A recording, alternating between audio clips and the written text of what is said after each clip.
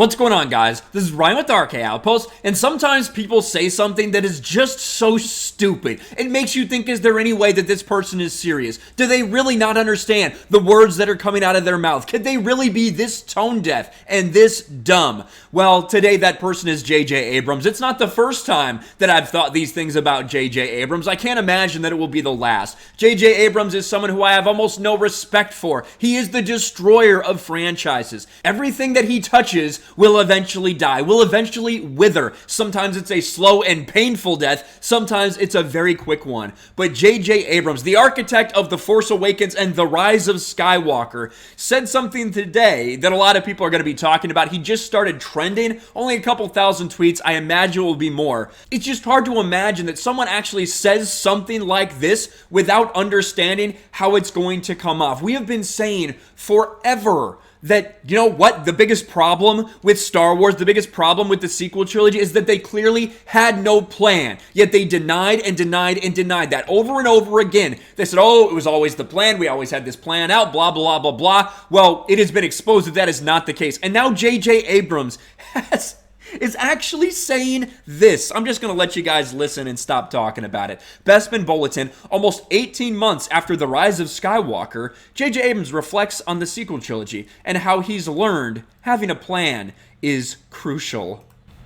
You know, you plan things in a certain way, and you suddenly find yourself doing something that's 180 degrees different. And then sometimes it works really well, and you feel like, wow, that really came together. And other times you think, oh my God, I can't believe this is where we are. And sometimes when it's not working out, it's because it's what you planned. And other times when it's not working out, it's because it didn't. It's like you never really know. But having a plan, you know, I have learned in some cases the hard way, is the most, critical thing, because otherwise you don't know what you're setting up. You don't know what you're, what to emphasize, because if you don't know the inevitable of the story, you're just as good as your last, sequence or effect or joke or whatever, but you want to be leading to something inevitable. You would think that a guy who has done this many things, this many major motion pictures, this many major things, whether it's on TV, whether it's movies, you'd think he would have learned that by now. You would think that it wouldn't take destroying yet another franchise to learn and understand that. That's exactly what he did with Star Wars. There was never a true cohesive plan. That was always part of the problem. That was always one of the reasons why the sequel trilogy was doomed to fail. And now you have a lot of people talking about it. I relate to J.J. Abrams because I too enter the biggest projects of my life with zero plan and only a vague idea that I hope will carry me through. He's getting roasted on Twitter for this, and rightly so. Because yeah, no shit, you need a plan when you're crafting a story, when you're crafting a movie series. Holy fuck. This is the dude that they're gonna give $500 million of the next several years to lead DC Films franchises. Can't wait for that. That's gonna be awesome. Yet another thing for him to destroy. This is funny. I wish women directors were given as much chance to fail up or to fuck up as J.J. Abrams does. Well, I think all directors should want that same type of ability.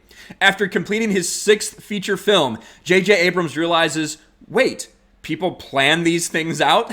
And also, J.J. Abrams makes more money than any of us will see in our lifetimes, but here he is being all, what a goof. Should have winged it less on these hundreds of millions of dollar budget, dollar pop culture dominating movies. So moral is, you're fine. It's all fine.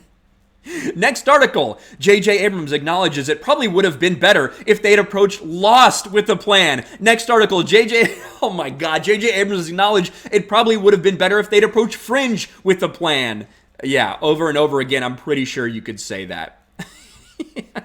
This is absolutely embarrassing, and it's pretty obvious, don't you think? Isn't it pretty obvious to virtually all of us that you should need a plan when you're taking over one of the biggest IPs in history? But no, J.J. Abrams didn't realize that, I guess, until it was too late. Finally, he's learned his lesson, guys. So going forward, I'm sure all J.J. Abrams things will be very well thought out. I'm sure there won't be any problems with this in the future. What an absolute joke. Let me know what you guys think about all this in the comments below. Smash a like button, subscribe to the channel, ring the bell for notifications, share this video out there, and I'll talk to you later. Thanks for watching, everyone, and a huge shout out to my patrons. I appreciate you guys so much. Want to follow me on Twitter or Instagram? Check out the description below. You'll find links to my P.O. box and my Patreon as well. And I'll talk to you guys later.